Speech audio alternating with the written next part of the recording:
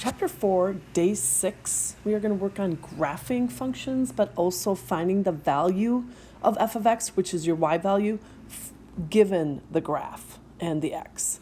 So this is kind of review. I think you've done these things before, but it says graph the function with the given domain.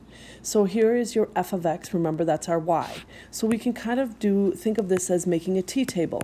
And remember, our domain are our x values.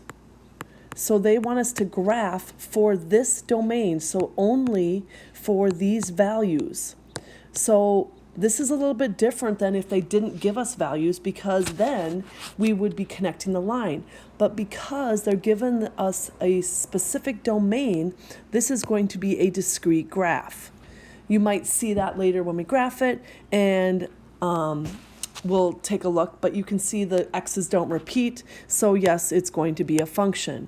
But let's go ahead and do what we normally do. We take the value of x and plug it into the equation, so we would have -3 squared plus 2. And that would give you a -3 times -3, or 9, plus 2 is 11. Don't forget, you need to put these values that you're taking to the second power or raising to the second power and put them in parentheses, because otherwise your calculator is going to do the correct order of operations and you're going to get the wrong answer. So if we continue filling this in, you can pause the video and make sure you can substitute these values in correctly. But now we can graph. We have -3, 11, which is right here. We have -1, 3. We have 0, 2. And we have, oh, I mismarked that one. Whoops. So -1, 3 is right here.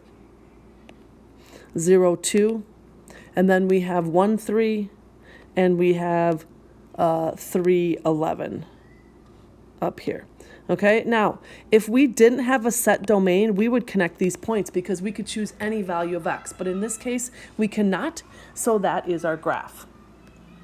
Okay, here we have another graphing. We have to solve this equation for y so that we can plug those values in more carefully. So go ahead and solve that equation for y. See if you can get the y by itself. We practiced this earlier on. See if you can do it. Pause the video and see if you get the correct answer.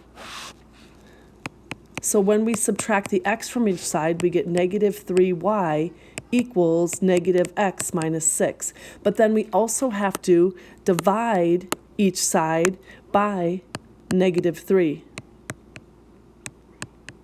And so in the end, what that's going to give us is that's going to make 1 y. So we get y equals, and a negative divided by a negative is a positive, and there's always like a 1 in front, so this is going to be 1/3 x, and then negative divided by a negative is a positive, 6 divided by 3 is 2. So this is our function, y equals 1/3 x plus 2. So we have to graph that for the given domain of -3, 0, 3, and 6. All right, so pause the video, plug each value in. I will show you the first one. We take 1/3, we multiply it by -3, and then we have to add 2.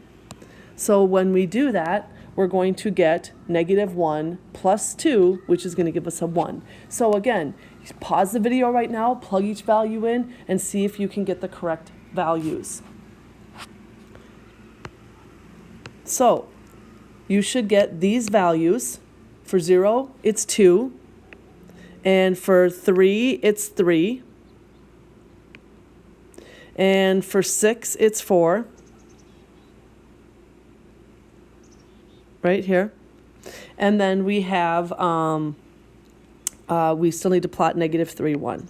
So, again, these are our points. We were not given any other information. We cannot put other values in. So this is still a discrete function because they're individual points. Later on, when we aren't given a set domain, we are going to connect, and then it will be continuous. This is a function. It passes the vertical line test. So here's what I've been talking about. When we need to graph a function using a domain of all real numbers, in other words, we choose whatever numbers we want, then we have to use the function to generate our ordered pairs by choosing several values of x and making our t-table, just like we were doing. Only we need to make sure that we continue to add enough points so that we can see a pattern for the graph. And this is really important, that you need to use both positive and negative numbers. So what a good place to start, okay, this t-table for your x's is to plug in -2, -1, 0, 1, and 2. Then if you don't see what you have, then you could add -3 or +3. Once you plug in all your numbers to get your y values, you are going to connect the points. Because you picked the values of x, you could have chosen, remember you could have chosen 1.5 as a value for your x. You could have chosen -0.2 if you want, but those usually aren't very easy to graph. So that's why we choose integers. And we plug them in and we plot the points. And if we don't see either a straight line, you should expect to see either a line or a curve, like maybe a U, okay? Sometimes you might actually see a V shape, okay? But if you don't see a pattern, continue to add values or check your work. So let's try another one. Now it says to graph the function. I am going to see if I can get back here. Thank you. All right. So I'm going to graph this function. Notice I don't have a certain set of x values, so I have to choose my own. I need to make sure I choose negative and positive numbers in here. So I'll start with the values I suggested, and then I'll plug each one in. Again, I'll do the first one for you. -3 times -2 plus 2, that's our y value. So now that is going to give us again, negative times a negative, don't forget, is positive, and that is going to give us 6 plus 2, or 8. Now, you try plugging the other values in, plotting the points, and then connect. Pause the video and see if you got the correct values in your t-table.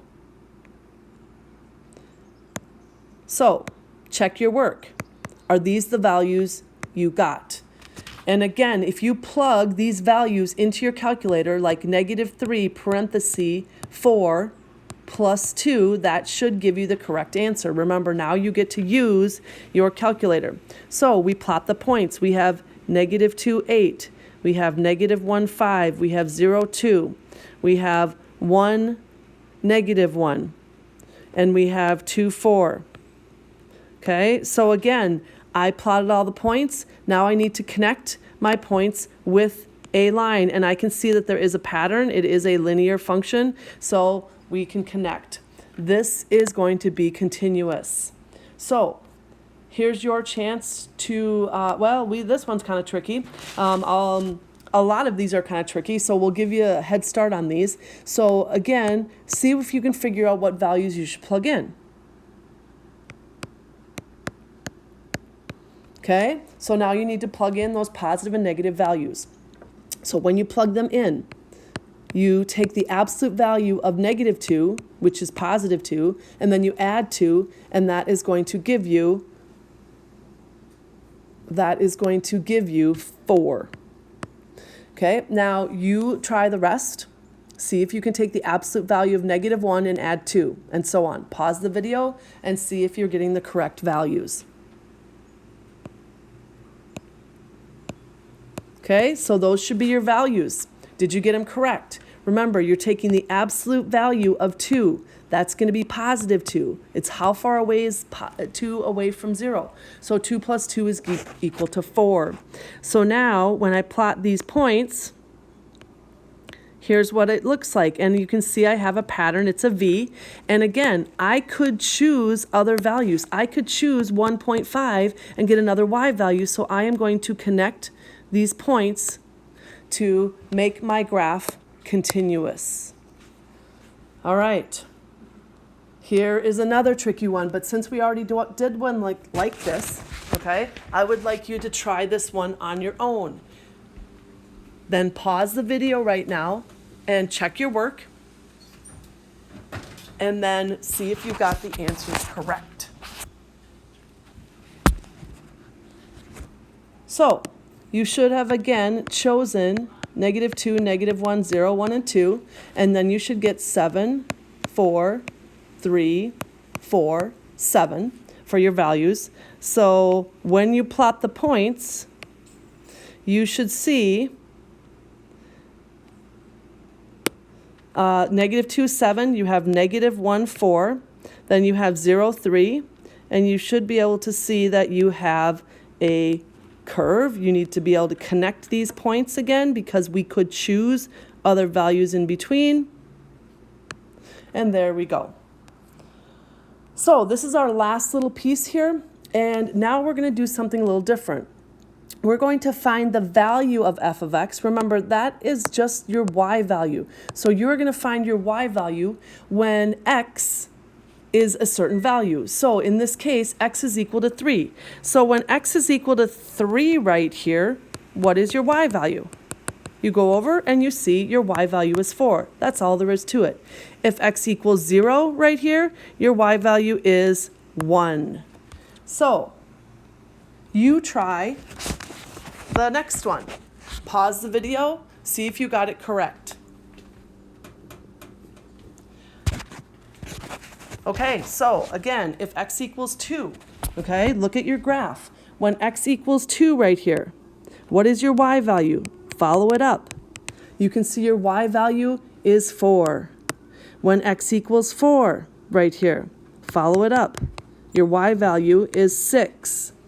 Now, did you notice that the next one is a little different? It says, what is x when f of x equals 6? So now it's asking the question, when your y value is 6, what is your x value? So now you kind of do it the opposite way. And we get 3. And last but not least, we'll kind of do this one together. If x equals 1 right here, then your y value is equal to 0. And what is x when f of x equals 2? What is your what is your x value when your y value is 2? So here's where my y value is 2 and my x value is 4. All right, we're going to stop there.